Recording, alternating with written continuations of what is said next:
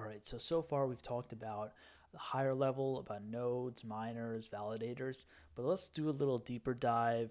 We won't go into the extreme details of what the computations are, but let's talk about hashing functions. But this is how these computers, the nodes, validators, all the network points are talking to each other. They're using complicated math formulas to agree on specific areas of the chain, how transactions are validated and verified. So a hash is a function that meets encrypted demands that need to solve for the blockchain computation.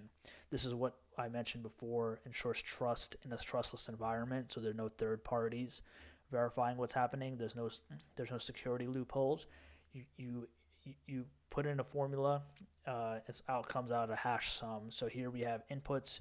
You can see how each hash function will provide a different output for one input. So the red fox runs across the ice would look different to the computer if the red fox walks across the ice.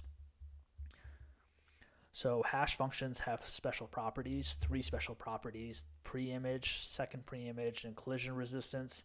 Uh, so it's easy to identify here. These hash functions, you have to look at them like mathematical fingerprints. They're unique, they're hard to solve, they're designed so that it only has to be done once, and that's why it's important. So the questions you would ask yourself in this equation would be, whose fingerprint is this? So who is it? Can you find someone with the same fingerprint as you?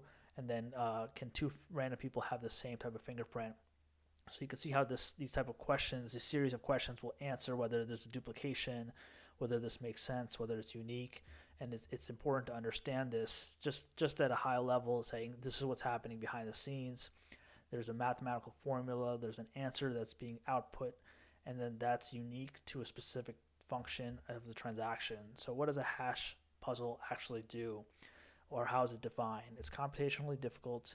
It has a parameter, so it's defined within a certain box, and it's easily verifiable. So it might be hard to solve the problem, but once the problem is solved, we can figure out what it should look like, and that's important. So when you have full nodes and miners solving these hard problems, the light nodes are verifying these problems from a 30,000 foot view.